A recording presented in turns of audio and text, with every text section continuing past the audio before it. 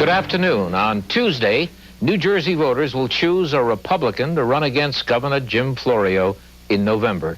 Gathered with me are the leading candidates in a campaign that has intensified in recent days with heated negative ads filling the airwaves. Seated here are Christine Todd Whitman, former president of the State Board of Public Utilities, Cary Edwards, Attorney General under Governor Tom Kean, and Jim Wallwork, businessman and former legislator. I'll be asking questions of each of you, and you'll have a chance to comment on the answers of your opponents, and perhaps later in the program you'll be given an opportunity to question each of your opponents. At the end, each of you will have about a minute for a last message to the voters. But first, we've asked our New Jersey correspondent, Ben Farnsworth, to set the scene for this debate, and here is his report. This is the governor's office in Trenton, and there is a strong challenge from three Republicans who want Democrat Jim Florio's desk. Christy Whitman went from Somerset County freeholder and the State Board of Public Utilities to the front runner in the Republican gubernatorial sweepstakes. Critics have questioned her statewide experience, but she nearly unseated U.S. Senator Bill Bradley in 1990. Cary Edwards came up through the legislature to become Governor Tom Kean's Attorney General. Critics say Edwards doubled his office's budget, but he has a reputation as a get-things-done administrator. Jim Wallwork spent 16 years in the state assembly and senate before running his own business. Critics say he's too conservative to beat Jim Florio, but he is the one candidate who has pledged to repeal what's left of a very unpopular Florio tax plan. In fact, that $2.8 billion package and its effect on the state's economy is probably the central issue in the campaign. Although the governor claims he needed the money to close a budget gap and fund schools, from 1989, before Florio took office, to 1992, the state has lost 284,000 jobs, leaving New Jersey with the highest unemployment rate in the country. Is Florio's tax plan responsible? I think that he's blamed unfairly for creating those job losses because of the tax program. But I think those losses would have occurred anyway.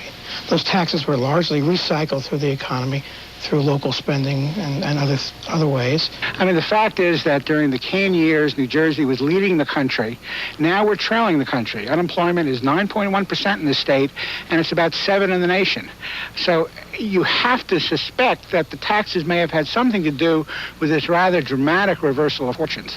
Even though he pushed through the largest tax increase in state history, Governor Jim Florio's popularity is creeping back. And political historians in New Jersey will remind you that Governor Brendan Byrne was very unpopular after he raised taxes in his first term, but he's reelected to a second term. So to get a line on Florio's future, you have to ask two questions. How strong is the Republican opposition? And what do the voters think of the tax increases today, 3 years after they were passed? Well, I haven't benefited from it at all. The man who makes the policies and why he was elected, supposedly, was to get things done. And from my perspective, I don't think he's done that well. I think it's lousy. It's not helping the middle class or the lower class. That's my opinion. I made some very difficult decisions in these last couple of years, many of which I hated to make. But considering the alternatives, they were decisions that had to be made. The governor may appear to be politically vulnerable, but will the voters in November like the Republican alternative any better? Ben Farnsworth, News 4, New Jersey. And what Ben says about the voters and whether they'll like the alternative any better, they're getting an increasingly negative picture of each of you from the way you portray each other in these negative ads. Does that bother you, Mr. Edwards? Well, I think negative advertising bothers anybody. Contrast advertising, though, about candidates and campaigns is part of campaigns. We have to show what our differences are with the public, and that's what I've attempted to do in this particular election. And I think those contrasts are vital, particularly in one in which the media has not been following this campaign or delivering a lot of messages to the voters. Ms. Whitman.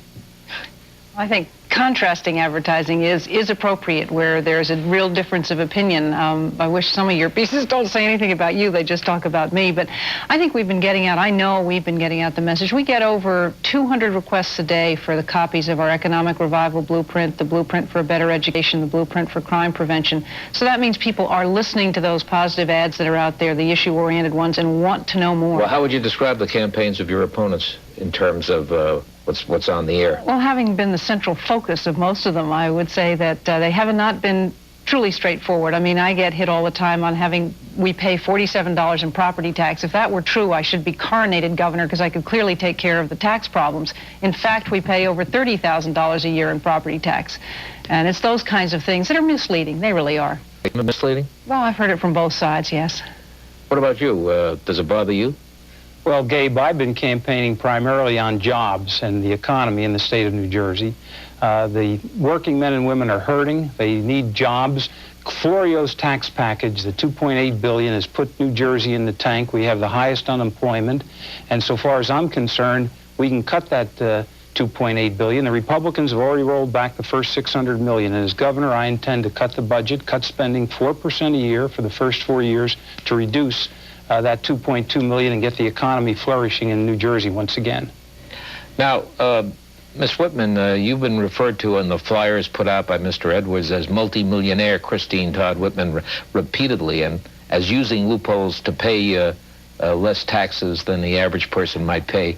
How do you feel about that? Well, Gabe, as I said, $30,000 a year in property tax is hardly less taxes than most people pay. We pay a great deal in taxes, but you know, more importantly, the people of New Jersey have seen this kind of thing before. Jim Florio tried it with Tom Kean, a divisiveness along quote-unquote class lines. And it's not how much money you have in the bank account. It's what's in your head and what's in your heart. Is there a class issue in this campaign as you see it?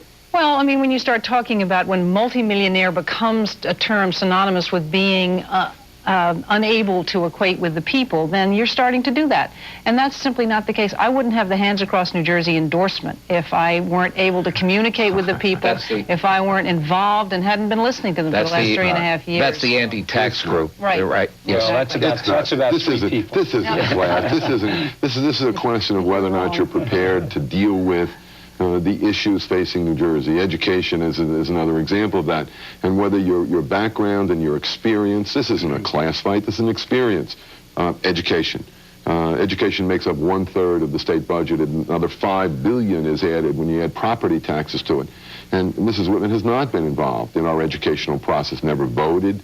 Those are all real things, and we have 30 seconds in commercials to get people's attention about what those differences are. And she's putting on negative commercials, too. This is not a one-way street. Finally, well, whether it is or not. It's taken me a long time. I finally decided enough's enough, you guys. I think it was I think the last one that Tom Kean quoted, I think today, said that it's totally untrue. Well, she said that there's not a dime's worth of difference between Florio and Edwards. Now, that's not making a contrast in reality between her and I. That's trying to paint me as being Jim Florio, and that's absolutely silly. And also trying to attack the entire years of the Kean administration, which I think have been, and it was reported on your opening piece, have been the most years in the states, and I was a part of that, and I'm real proud of it. Well, Gabe, I think we could set the scene and say that any one of the Republican candidates will do a better job than Jim Florio on the economy, because the big thing is, it's not just Jim Florio and the high taxes.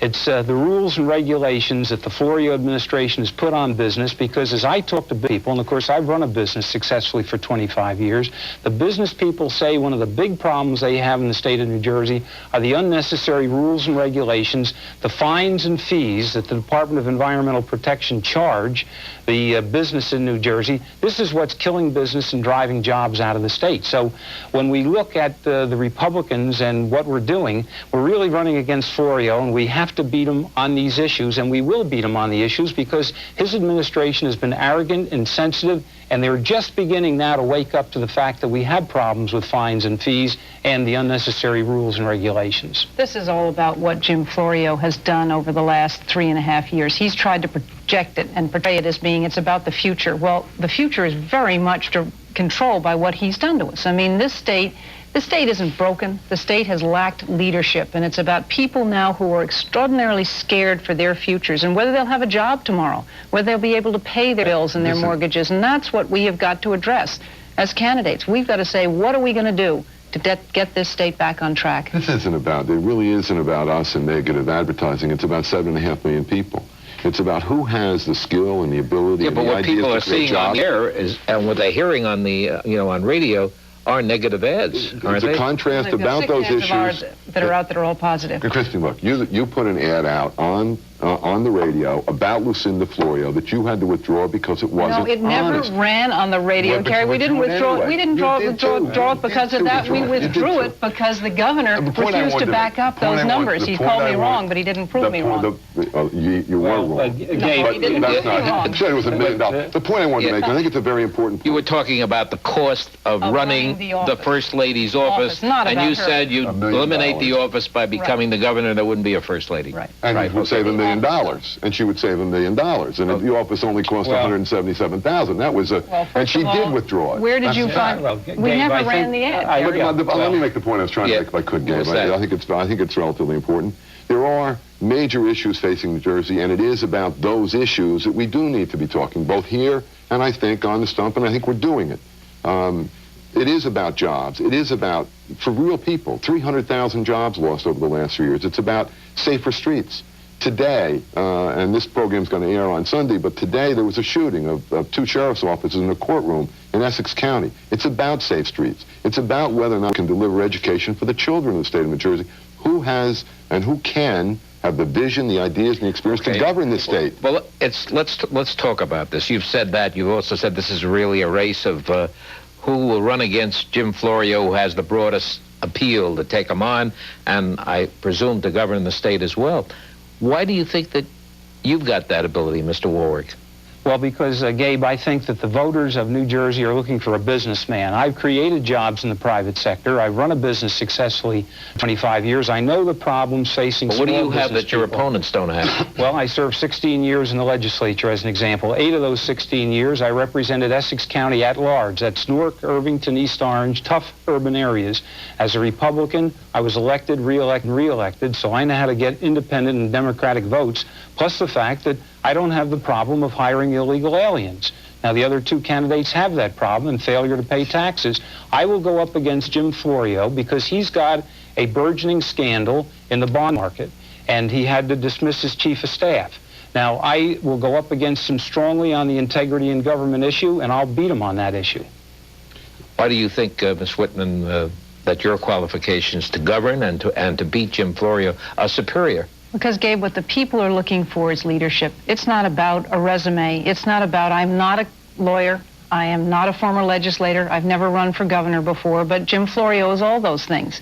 Jim Florio brought 20 years of government experience. Yeah, but why are you superior to your opponents? Because it's a question of leadership. It's a question of vision. It's a question of commitment to bringing the people into the process and understanding what's happening. I've served at the county level. I've served at the state level. I understand how it works, but I'm not committed to the way it was done in the past. It's not a question of just managing what we've got a little bit better. It's a question about creating a whole different government to manage. It means doing the kinds of things that I've called for, performance audits, putting the state on a 2-year budgeting, institutionalizing a 2-year budgeting planning cycle. It's about looking where you can introduce competition and privatize. What about you, Mr. Edwards? How do you see yourself as superior? The primary thing I think that comes through in general elections that I've seen many, many times is the public has a way of discerning who has the skill to govern and who has the vision and the ideas, and they elect that person. And I do have those skills, that vision, those ideas. I've laid it out in a plan for New Jersey's future. I do have the experience, and this isn't a game for amateurs. Jim Florio was one of those amateurs. He never managed more than 20 people before he came into what state about your government. 2 opponents here? Are they more amateur than you are? I think they are. I have a background and experience for change. I've been an agent for change all of my life. I've been in the private sector. I've formed 2 or 3 businesses over my lifetime. I've been a local councilman and council president. I've been a legislator, a legislative leader, chief counsel of the governor for 4 years, the attorney general of the state of New Jersey, managing one of its largest and most complex agencies. I know what I did right, and I know what I did wrong during that era. Remember, state government is 65,000 employees, $15 billion service business. It does take experience. It's not a private business. It's a business without measure, and measures as to how it is productive, and it's got to have those. But somebody's got to manage that place and have a vision. And I believe I've demonstrated, both historically with a real record, that I do and I can. I have the ideas, the vision, and the experience to make them reality. What about the issue My that opponents don't. What about the issue that Mr. Wallwork raised against both of you, presumably, the question that you hired illegal aliens, that you paid the back taxes on it, and that because you had that problem, you are not able to face Jim Florio with as clean a record as he does, or whatever, however you want to characterize it, on the corruption issue. Well, Jim Florio certainly does not have a clean record, so he's going to be, from that perspective, he's going to be very vulnerable. You also have to remember that his chief of staff, Brenda Bacon, turned up with the same problem, and what he said at the time was very significant. He said, she was a working mother, and I wouldn't second guess her. That's the same position in which I found myself, and so he's going to have a difficult time in now trying to, quote-unquote, second guess me. He also said she had a lot to give to the state, so he wouldn't throw her out of office or ask her to leave. And that's the kind of thing that he's going to have difficulty. You don't think the bond underwriting and the favoritism or cronyism could be equated with I think it's the hiring of an illegal alien? It's much worse. It's not even close. Both of us were in the private sector. That wasn't a government activity that happened. And from my perspective, ripping off the people. Or they're alleging that people have been ripped off. On the same token, Jim, if I could finish, you raised the issue, and he asked it to the public. I don't get anyone asking me that question when I'm on the road. That was a problem my family had that we dealt with as honestly and as fairly as we can. The public asked me, what are you going to do about jobs?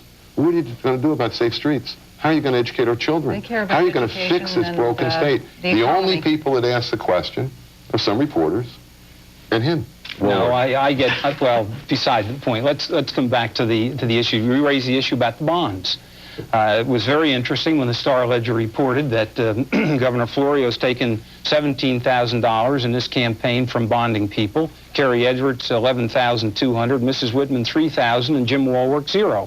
So as I say, we're not trying to. Well, we have campaign financing in the sure, state. I understand that. I'm just raising. 2-to-1 match. Gabe is talking about bond underwriters. You're talking about bond underwriters. That's a problem that we have coming. Well, let's come back, because I think that education is one of the important issues in this campaign. Well, before we get to education, I'd like to, while we're on the economy and Florio, let's go to education next. But it's clear that each of you is highly critical of the $2.8 billion tax increase of Governor Florio. But what is not so clear is what you would do about it, how, and when. Well, I'm the only one who said I would repeal every dime, and I have a program. When? Over the first 4 years, I'm going to cut 4% a year. That's $550 million. That will roll back the $2.2 billion that's left. The Republicans have already started. They've rolled back sales tax. Right. They've rolled back $600 million. This year, they're talking of rolling back, excuse me, anywhere from $200 to $500 million. It will depend upon what comes out of the Appropriations Committee in the State Senate.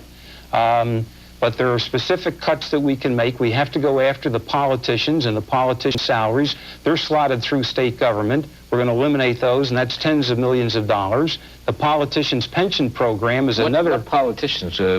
what salaries would amount to tens of millions of dollars? These are political jobs that are slotted through state government that are in the DEP, the Division of Consumer Affairs. They're all over. They're $40,000, $50,000, $60,000, $80,000 a year. Plus these people, the Violent Crimes Compensation Board, as an example, 5 people serve in the Violent Crimes Compensation Board at $80,000 a year. The mayor of Newark's wife is on there. A councilman from Newark is on there. They dispense $3 million of funds for victims of violent crime. It costs $2 million to run the program. So this is not cost effective. Any businessman would tell you that. That program has got to be disbanded. The money that we could save, I would put to the hospitals that are helping the victims of violent crime. Okay. Ms. Whitman and then Mr. Edwards, on the question of the $2.8 billion tax increase, which is now $2.2 billion. 2.2, right. I have said from the beginning that the goal of my administration is to roll back all those remaining 2.2, but we have to understand that there's spending that went along with it. That's why, I mean, we can call for a lot of specifics. You've called for, and I have called for, the privatization of the Sports and Exposition Authority, for instituting a 20% cut in the governor's staff within 120 days, for implementing the Perry Commission report, which is the Public Affairs Research Institute approach to getting at the mid-level management, the political appointees. Would you be able to get rid of all of that tax increase? 72 million. No, you're never going to. No, you're never going to be able to cut your way to 2.2. It's got to be a combination of cutting and controlling government spending and stimulating the private sector, creating jobs, creating more revenues. You're not going to be able to cut your way to 2.2 billion. The easy cuts have been done. The tough things are left. You could say right now that if you froze just at fiscal year 94 for fiscal year 94, 93 levels. Which starts July 1st. July 1st. The budgets for the Department of Human Services and the Department of Education, you'd save over $850 million. But you can't just do that. There are entitlement programs involved. There are contractual programs. You can't just do that. You have to go through and do a performance audit of every agency in state government so that you can identify those programs, that you can cut those programs, that you can privatize those areas where you can start to control government spending, and at the same time, you're not for a complete rollback. You can't do that. Oh, over time you can, but I'm not saying that it's not something that you're going to accomplish in 4 months. What about 4 years? Well, hopefully you'll get well on your way if you can stimulate the private sector, if you can put in the research and development tax credit, if you can have eliminate the S corporation differential that we have in this state. Thank you. This is one of the issues. Bill Clinton comes into the White House after running a campaign about promising a middle tax cut, and he gets here and says, "Oh, I didn't know and I didn't understand we had this $50 billion. You're asking about what experience means and what's really involved in this process, and that's exactly it. I'll never walk into that stuff. I've done 4 budgets for Tom Kean. I ran an agency. I understand exactly what's going on in state government. And I'm telling you that Jim Wallwork can't accomplish what he's doing. He's making a false promise to people in the state.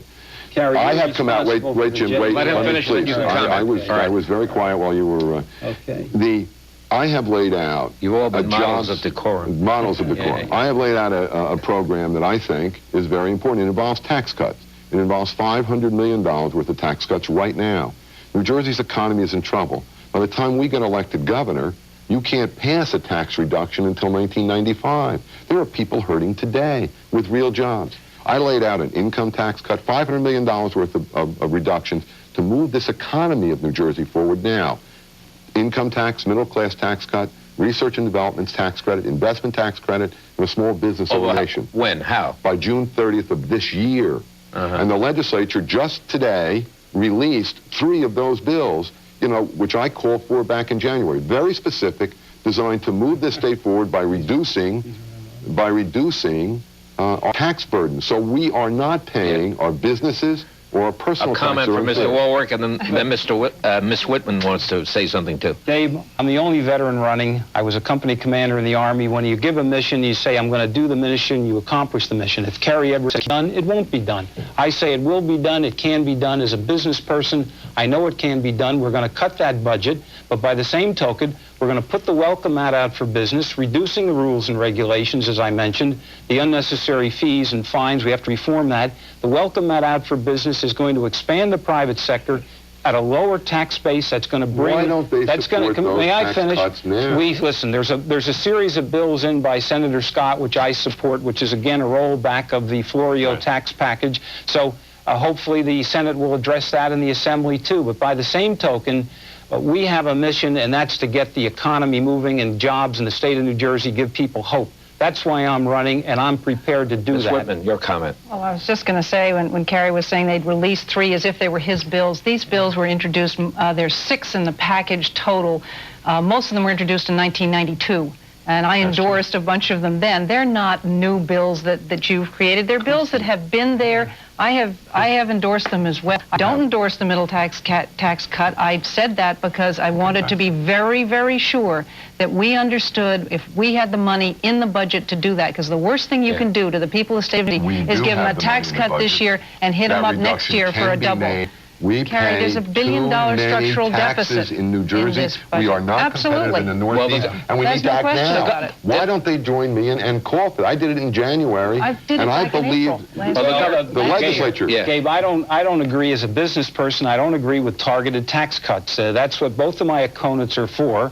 That's special taxes for special groups. Not a targeted tax cut. I'm talking about the research and development tax cuts. As a business person, I've spoken to a lot of business people. Business people want the lowest taxes possible on an even playing field. The governor Governor Florio put those taxes in because he said that they were needed for education and to close a budget gap that was bequeathed to him by the former Republican administration. The Kane budget was budget gap was probably around $600 million. It could have been closed. Florio put in. There was no Kane budget cap. There was no. That is the biggest piece of malarkey I've ever heard perpetrated on the people of the state of New Jersey. And then what he did was he brought in an out-of-stater to run the educational department, Mr. Ellis. Mr. Ellis cost the taxpayers of New Jersey tens of millions of dollars with bad decisions. There was a surplus at the end of Keynes. But to sum up your differences on this issue, he doesn't know what he's talking about. He said, come on. He says roll back. Yes. You both say that is much too drastic a prescription, that it won't work. You can't promise that. You can't stop. You can't promise that to the people. Okay, let's go to tell them what you're actually going to do. That's what I've told them exactly what I'm going to do, and what I want it done before. Listen, Cary was the architect of the JUA when he was in the governor's office. That's $3.4 billion. You were the chief counsel when that bill was drafted and passed. That's exactly right. That doesn't make me the architect. Well, it was on your watch. The JUA was the insurance fund? And it was wrong. Right, it was wrong. Absolutely wrong. All right, so we'll go on to the next item. All right, let's. We want to get off you want to get off the fact that there wasn't a $600 million deficit. No. I'm telling you, Jim Florio has been perpetrating a fraud on the people of the state of New Jersey. Well, there was a surplus 6 months. His budget closed 6 months after he took office. After he passed his tax package. There was a surplus. Let's talk education. There was 150. He had revenue shortfalls the next year. What about the $150 million that they took out of the unemployment compensation fund, Cary, that had to be put back in to balance the budget before that? But that's a side issue. What are you talking? The $150 million in the unemployment compensation fund. Who took it? That was used to balance the budget. By whom? In the Kane administration. Then it had to be put back in the following. It's still out there on the table, has to be put in. I understand that issue. I wasn't even governor when that happened. I know that. I'm not saying but it wasn't I'm not saying it was you. No, Cary, I'm just saying that there were fiscal gimmicks. Let's get away from some of the more. Let's get away from some. Not 2.8 billion is what I'm talking about. Let's get away from some of the. You don't understand what I'm saying, Cary. Let's get away from some of the more arcane details of the financial situation. But on education, you have come out for a voucher system enabling taxpayers to send their kids to private or parochial schools, Ms. Whitman, and I take it that you're against it. Is that correct? And you? Well, I have a little different position. I think that I support vouchers in the public schools, and I think Cary does too. That's called choice. Yeah, actually. Yeah, choice. Because I think, but beyond that, the first thing that I think we have to do is get the economy moving and get jobs going, and then I could address, through initiative and referendum, a voucher system for the non-public schools. Gabe, I'm glad you brought that up, because that's another place where we've seen a lot of distortion of position. What I have proposed, What I have proposed is, in special needs districts, on a pilot project basis, that we allow the voucher system to be tried. We're talking about the kids today. I am very concerned about the public education system in the state of New Jersey. And I have put out a blueprint for a better education and called for the first thing we have to do is get politics out of education, which this governor has introduced to a degree that's unconscionable. Then we have to establish core curricula standards so that kids across this state get the same basic level of education, and that's good enough to guarantee that upon completion of high school, they can go out and get a self-supporting job, or they can go on to further education and be mainstream. What about the voucher thing? The vouchers, that comes from having talked to mothers and fathers of children in special needs districts who have looked at me and said, if you give me choice within this public school system, you're doing me no favor at all. We've got a new mayor, Brett Schundler, in Jersey City, and that was a major part of his plan, suggesting that we allow special needs districts that have been taken over by the state, if they haven't shown substantive improvement within 3 years, that they can try the voucher system. We ought to let them do it, and it's not going to cost thousands of dollars. In fact, what you're doing is taking the same money that follows the child into the public school system to follow them to the individual. You don't give it to the private or religious-based school. On your right. Not just me. I mean, the entire educational community in this state and editorial right. It would cost $70 million. Christy, let me. I didn't interrupt you. Let Mr. Edwards It would cost $70 million to do a pilot payment for private school payment in just Jersey City, and if it takes 3 years or 5 years to do it, before we find out whether it works, what are you going to do with the failing public education system in New Jersey while you watch that pilot go by? And if you allow it to happen in one area, the bill ultimately is $1 billion to $2 billion more to pay for all of the students in private and parochial schools. You got to fix the public school system. Christie's absolutely right. That system is broken, but the answer isn't vouchers. Do you think vouchers would doom the public school system? Yes, absolutely. It would, but you've got to fix the public school system. You've got to bring choice, real choice into it. You can do it with charter schools, and you can do it quickly. My plan for New Jersey's future and my blueprint on education provides a fundamental change in the public school education system. We have 1.3 million students in that system, and it's capital in the nation. And that's where it's failing. It's not. We have diminished the capacity of even our suburban schools. And that's one last word. Of 70,000. Brett, you don't know what you're talking about on that one. Now, the point is you do keep working on the public school system. Indianapolis, Milwaukee, they've tried vouchers, and it hasn't destroyed the public school system. What you've done is you've gotten competition in there, and they become more responsive. Let's move on. We've got kids now who need help. We haven't discussed another issue that is of special concern to the citizens of New Jersey, the beaches, the environment. Let's listen to this report from Newsforum New York's New Jersey correspondent, Ben Farnsworth. It was only a few years ago that syringes and other medical waste was washing up in the New Jersey surf. Some sunbathers were afraid to go to the shore. But since 1988, beach closings have dropped from 803 to only 27 last year. The shore is a cleaner place, and the people who go there for the sun and surf can see it. It's cleaner. It really is. I would never come to the shore before. Visibility on the average is about 20 to 25 feet on the bottom when you're diving around 80 feet deep, so. And the beach water's even been a lot nicer. The state has one of the best water quality monitoring systems on either coast and has traced shore garbage, aggressively pursuing beach polluters. Many credit Governor Jim Florio for spearheading the state cleanup. I think so. I think he's doing a good job. You know, at least he's trying at least. Then came the winter storms, which tore into seawalls and homes and took some of the shore with them. The beach, as it presently exists, is not sufficient to withstand a winter storm season. The problem on the New Jersey shore is there just isn't enough sand to supply all the beaches. Sand sources, such as rivers and runoff, have been dammed or blocked by development. And if the sand is gone, the ocean takes the land. There used to be homes. The railroad, which I'm standing, abandoned this area and left behind this huge seawall.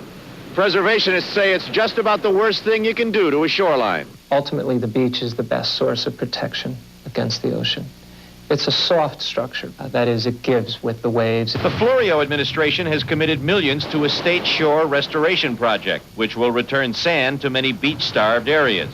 From a social standpoint, an environmental standpoint, from an economic standpoint, they can't afford to be without the Jersey Shore. Republican rides a political office. How will tides change? Ben Farnsworth, News 4, The Shore. Well, will the tides change? Didn't Florio do a lot to upgrade, Florio, the environmentalist, do a lot to upgrade the water quality monitoring systems, the restoration of the state shores, committing millions after the winter storms? Well, I think we have a problem there today, Gabe, because right now the Florio administration is dumping the dioxin 6 miles off the coast. I think that they should, this is going to potentially hurt the tourism and the beach. People are very much concerned. We understand about the jobs issue, but I think that they should begin the dredging and put that dioxin and determine whether there are hot spots there and put it on barges and in sealed containers before they dump it 6 miles off and then they try to cap it. It's potentially a very, very dangerous thing for the citizens of New Jersey, and we shouldn't be making the ocean a garbage dump. Mr. Edwards. When I was the Attorney General, I got a telephone call from Tom Kane when those syringes washed up on the beach. He announced to the press he was assigning me the responsibility of finding out who did it and what was the cause and to do something about it. We did. We pinpointed New York City, as a matter of fact, as the source and the way to handle their garbage at the Staten Island landfill. We took it one more step further, though. Our investigation, with 39 investigators working, ascertained not only that we were washing garbage up, but we were dumping garbage in the ocean still, we were dumping sludge, and we were dumping dredge spoils. You mean we or they? We. All of us, in both states, were doing it. where I issued a report about medical waste, and I had a grand jury convene about medical waste. I then was commissioned by the National Attorney General's Association to issue a national report on the same issue, a blueprint to end ocean pollution, which included ending sludge dumping, which included ending garbage dumping, and included no more dredge spoil dumping. In 1988, in December of 1988, Jim Florio did nothing, absolutely nothing, to find an alternative through the Port Authority, which he can control, to cause those dredge spoil to be dumped somewhere else. And I think he's got a lot of nerve standing up saying that he ended or had anything to do with ending either garbage dumping, sludge dumping, and allowed the dredge... In 1988, he wasn't governor yet, That's exactly right. Right. And the laws were passed following as a result of that report in 1989, with target dates as to when they would end, mandate of both federal and state law. And the beaches are cleaner today. I mean, my final. Come on, Cary. I just want to wrap it up. It's what I'm talking about having experience. I've done it. I can continue to do it. I take it your thumbs down on Florio, the environmentalist. He hasn't proved to be the kind of environmentalist. He came in with a huge reputation. He appointed Steve Madonna to be his environmentalist. The only cases that he brought are cases that we started under the Kane administration when I was at the Board of Public Utilities and with the Department of Environmental Protection and Energy. And perhaps the most important legislation that's currently moving that will help our shores is the CAFRA reform legislation that's sponsored by a Republican state senator. Has nothing to do with this administration. The Republicans are working on it. It would close the loophole that currently exists on the size of developments that need to have some restrictions put on them. There's a 25-unit loophole. It would mandate that new construction be set back a little bit. It would ensure that you use the best and most current standards for building when you rebuild on the shore, and basically is the start of the process that could really make a difference to our shore area. There's no question, but in New Jersey, we must protect the shore. It is a resource and a treasure. It's a national treasure, a particular resource for us because of the importance of tourism as the second largest industry, the #1 employer in the state of New Jersey. And 50% of that tourism comes from the shore. Let's go to crime. Mr. Edwards says you're soft on crime and out of touch with the common people. Right. Well, what do you say to that? And how does your crime program differ from his and Mr. Wallwork's? Well, my crime program and the blueprint for crime prevention is an extraordinarily thorough document that talks about not only extending the death penalty to those who mastermind crimes, not just fund them, but actually mastermind them, not those who just commit the crime. It talks about extending penalties in various areas. And, I've heard some extraordinary things. Cary and I appeared at a conference the other day of narcotics officers, and after I left, I gather he said that I didn't think all drugs were addictive and that I thought that we ought to decriminalize certain drugs. I have never, ever said anything like that. And in fact, in what we call the National Council on Crime and Delinquency, which is an organization, a think tank, that was started here in Hackensack. It's a national nonprofit organization. It has Lee Brown, who is currently the national drug czar, who is on the board. Hoover was on it. It's what it says. It's the National of trying to. It's for Cary. Would you let me finish talking? Excuse me. Would you let me finish talking? It's support camp for first-time juvenile offenders. I support boot camp for first-time juvenile offenders. It talks about alternatives to incarceration to intercede earlier. It does a lot of things. There are things that I agree with, things that I don't agree with. It's neither liberal nor conservative. It's reasonable. It recognizes the system hasn't been working. It redid, for instance, the state of Texas juvenile detention facilities. Did you indeed say that she was not against all drugs? Yes, it's very simple. The policies of the National Council on Crime and Delinquency believes in shorter no minimum mandatory sentences. It believes in rehabilitation as its primary function of sentencing, not punishment. It is diametrically opposed to the existing policies of the state and all of the positions that stem from it. And she was on it for 23 years on the executive board, vice chairman. Agrees with some of the positions, and he is very conservative. Christine, I agree with some of them. Well, good, so do I. But have the policies worked, though, Mr. Edwards? Our policies in New Jersey, absolutely. The policies of arresting drug offenders and not rehabilitating them.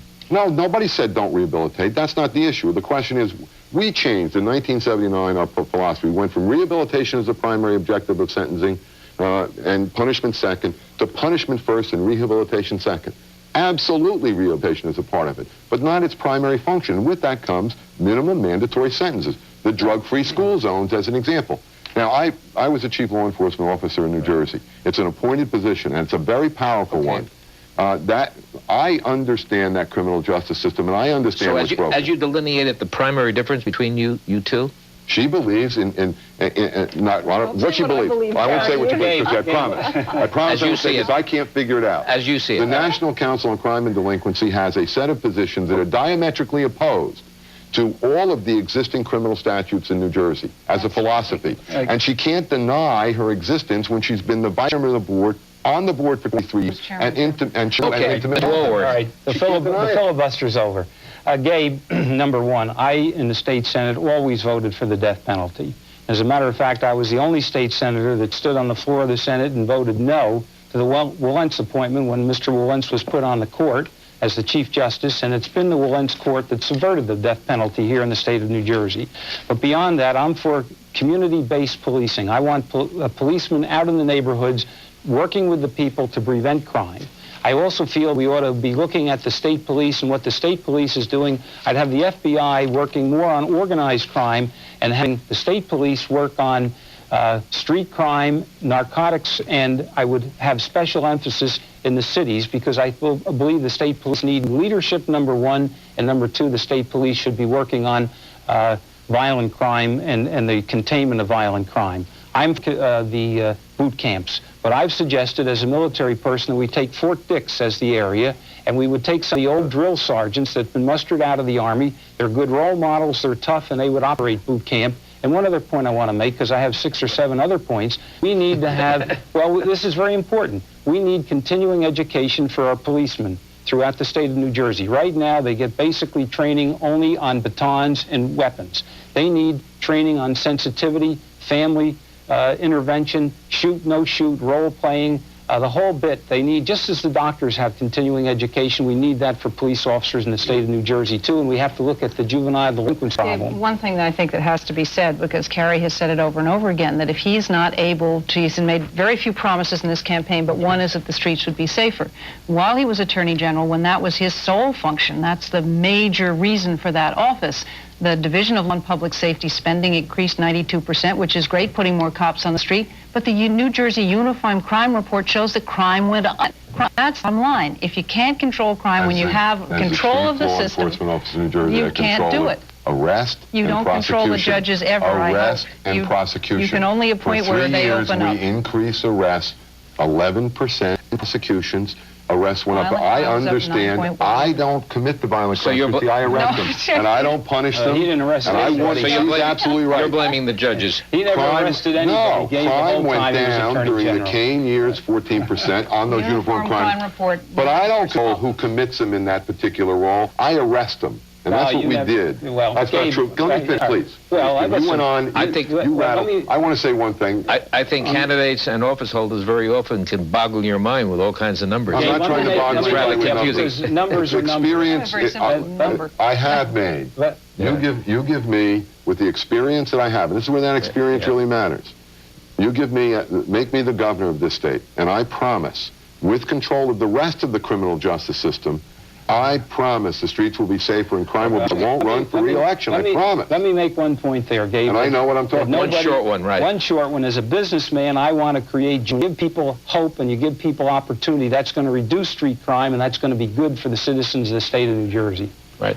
Now, let's talk ideology for a moment. Mr. Wallwork, you've denounced Ms. Whitman as a big spender and a big liberal. Well, I didn't denounce her. Well, you called her that. No, I said pejoratively. I said that she voted 4 times in 5 years as a freeholder to raise her salary. How do you define yourself ideologically? I'm a fiscally conservative businessman, and I have a good, solid 16-year record in the legislature. And on social issues? I'm moderate. We're all pro-choice. What about you? I'm a fiscal conservative, because of all those years he talked about, you know, the tax rate in the county actually went down, and Jim's taxes, property taxes, county property taxes went down. Are you a conservative in other areas too? Or? I'm a moderate and social. It depends on the issue. You can't say, you know, you're conservative. It depends on the issue. And you? Yeah, I told you once before, labels are for cans, not for people. You need to examine people's programs and positions. physically. I want to reduce taxes and reduce spending. I want to fix our criminal justice system so people on the streets don't think they can get away with breaking the law. In other areas, I'm as moderate to progressive as anyone. But it is not a label that I'm a businessman also. I mean, Jim he thinks he's the only businessman ever. He's not a businessman. He never. Well, traditionally, education. I worked 4 years for the Macy Corporation. That we were a trainee. Okay, well, traditionally, that was after I was a trainee. Traditionally, conservative Republicans vote in Republican primaries. Do you think that the conservatives in the party have been trying to push you to the center or to the right? I don't think conservatives in the party are pushing maybe from anybody. The center to the right. I don't feel that anyone's pushing anybody. My positions that are outlined in the blueprints are positions in which I believe and have believed for some time. Some Republicans are worried about the same thing. Some analysts, like the records David Blomquist, seem to think that there is a tendency of the right wing in the party to push you guys. Well, that's labeling makes it easier to quantify things. But maybe it wasn't he, but I know that he also brought up the gender recently. Do you think that's going to help you? Who brought up the gender issue? I don't think the voters of the state of New Jersey are going to decide this election based on issues. They're going to decide it based on leadership. They're going to decide it based on ideas. Do you think that your being a woman is going to help you in terms of a large component of the electorate? Except to the extent that people know that women have not been part of the backdoor politics as much as others. It's going to be decided on issues, not on sex. The voters are smarter than that. They understand. You referred somewhat invidiously to the boys in Trenton.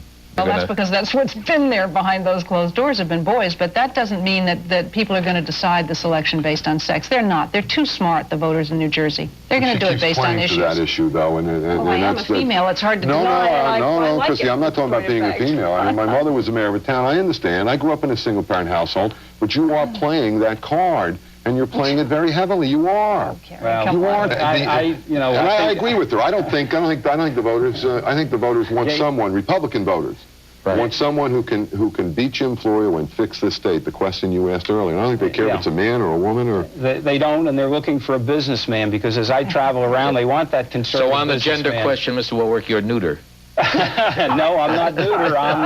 But by the same, I'm neutral. I'm glad you said that. I'm neutral. I'm neutral. I think is what you meant because I have not participated in that backbiting at all. In fact, I have a daughter and I have a lovely wife, and they're very important. A lovely wife. May I finish? I apologize. I was being facetious. I didn't mean it that way. Because I'm the only veteran running who served in the military, and I was a darn good combat engineer company commander, Gabe. So I know what it's all about because I've trained people.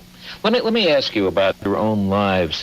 Can you tell me what in your early life might have influenced you most to the point where you're sitting here now? What experience, what person, what... Mr. Wallwork first.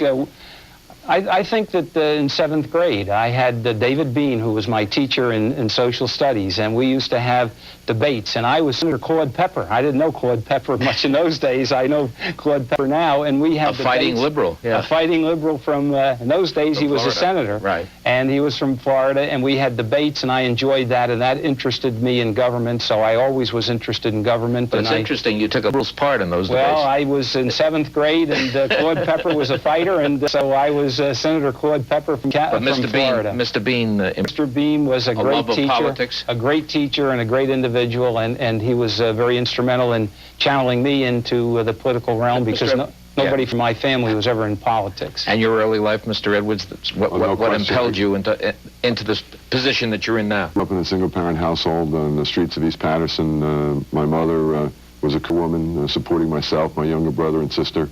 I had to go to work 55 hours a week through high school. I understand what discrimination really is, and my mother couldn't buy a house, couldn't get a credit card during that era. She was a woman, single parent? Just a woman. She'd been working career 15 years. She went to buy a house in Fairlawn, couldn't get an FHA mortgage. I was 19 at the time. The man signed it. My mother, though, and those experiences in life and the fight that we went through, scholarships through college and law school, I think have formed my involvement in public life and in trying to make the world a little bit better each and every day in a way that you can. I personally felt the the ills of a society that didn't treat people honestly and fairly. What about you, Ms. Whitman?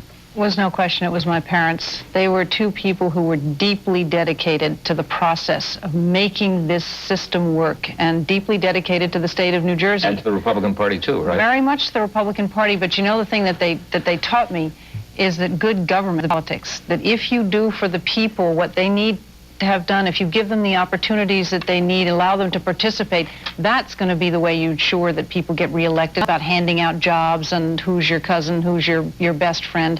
They were dedicated to the way the system of government works in this country, and while they were very, very partisan people, they were strong partisans. They believed more importantly in the state and in the government of the United States of America, and they dedicated themselves to that. Did you ever think then that you might run for governor someday? Oh, no, but I knew I was always going to be involved in politics because it's a people business, and you can never, it doesn't matter whether you're interested in the sciences or the arts or economics, government is there and involved, and it's about people. What about the little boy, Cary Edwards? Was he, did he have big ambitions? No, I never thought I was going to wind up necessarily directly in politics. I became a lawyer for that reason. I thought as a lawyer in that era that if that I could change the world or fix it or make a positive contribution. At least in the courtroom. Just representing people, and people with problems was where I was coming from. And I naturally got attracted into government, I think, because I could use those skills, and it was making this world a little bit better each and every day. And frankly, there's nothing I've done that I've gotten action out of than actually having succeeded at those involvements in public life. And I think I know both of these people very well, and I think that's true for all three of us. What about you? Did you ever have the supreme running for governor? No, Gabe, when I was a young fellow, I was interested in going to West Point, and that was really my objective. But after we had the cutbacks in the Army, I decided I would get out of the Army, and I went back and joined my family business and ran the business and got active in politics. I started at the grassroots. I was a county committeeman for 8 years, getting the vote. Politics rougher than the regimen of West Point? Well, it's a little different, I think, and it's quite interesting. I think a primary is probably more difficult to run in than a general election, and that's why I'm looking forward to running against Governor Florio, because it's tough to run within a Republican Party when you have good friends and good Republicans all over the state and people choosing up sides. How do you feel about your two opponents? How would you summarize feeling about each of them? I think they've run a very strong campaign, and they have a lot of talent and ability. I think I have better leadership qualities, and I think I'll make a better governor, but I'm sure those candidates feel the same way. But anyway, as I say, any one of us will do a better job than Jim Florio. But how would you summarize your feelings about your two opponents? Do you have anything good to say about either one of them? Oh, absolutely, and I have said repeatedly that were it to turn out that I not win the nomination, although I don't think that's going to happen, I would wholeheartedly and with everything that I have support either one of the two. Whoever's the nominee, the most important thing is we have got to get the state of New Jersey back for the people and create jobs. Okay, and I'll give you one last word to say opponents. They are both friends of mine. They are people who I have a great deal of respect for. Okay. And people who I like very much, who I think are dedicated to public service. Okay, now let's get a final summation from each of you. You'll each have 1 minute. We drew for the order at the very beginning. First, Christine Whitman, a last word to the voters. Well, Gabe, this is an exciting time for New Jersey. New Jersey isn't broken. New Jersey just needs the right kind of leadership. We have a state that has all the resources in the world to be number one. Not number one in taxes, not number one in unemployment, not number one in regulation, but number one in ideas and innovation and growth. And that's going to take a different kind of leadership than we've had in the past. It's going to take someone who is committed to seeing real change. It's going to take someone who's committed to bringing the people into the process. It's going to take someone who has an understanding of the state of New Jersey, an understanding of the people of New Jersey, and is willing to take the state back for the people and then work with them to make the kind of changes that are going to take us into the 21st century and make us the great state we are and can be in the future. Jim Wallwork. Well, Gabe, we do have, and I want to thank you and NBC for having this discussion and giving us an opportunity to air our views with the voters throughout the state of New Jersey. It's very important. We have a wonderful state. We have many talented men and women throughout the state, but the state is broken because of Jim Florio's high taxes and his unnecessary rules and regulations. I'm running because I want to have the people take back their government. I want to make sure that we lower taxes, we have less spending, less government, and less taxes in the state of New Jersey. We've got to grow and expand the economy. Florio has a problem. This bond question and this investigation going on. We need a candidate that has willing to go up against Jim Florio on the integrity issue. As a conservative, I welcome going against these. I believe that when we take a good close look, that the public will support me in my candidacy. I'm urging them to come out and vote, because when they vote for me, it's real fundamental change. Thank you, and you. Yes, thank you very much, and to the voters of the state of New Jersey, I'd like to thank Gabe. NBC's been very good in this election, as good as I think you can be. I would like to have a final message to the voters of this state, and that is that this election isn't about myself or my opponents and our egos, but it's really about you.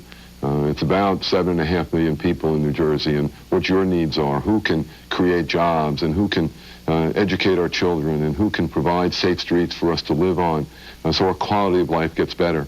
Who can be governor of this state? It's broken. The question is, which one of us has the skills to fix it? I have a plan for New Jersey's future. I have a vision, I have ideas, and those are proven skills. That's the capacity to do what you say and make what you say a reality.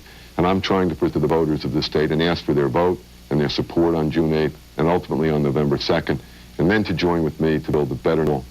Thank you very much, Cary Edwards, all of you, for being here today and discussing the issues in New Jersey's gubernatorial campaign. Christine Todd Whitman, Cary Edwards, work. Thank you very much. The polls in New Jersey will be open Tuesday from 7 a.m. to 8 p.m. Gabe Pressman, good luck to all of you. Good luck and good afternoon. Okay. Dave, thank you. Thanks a lot.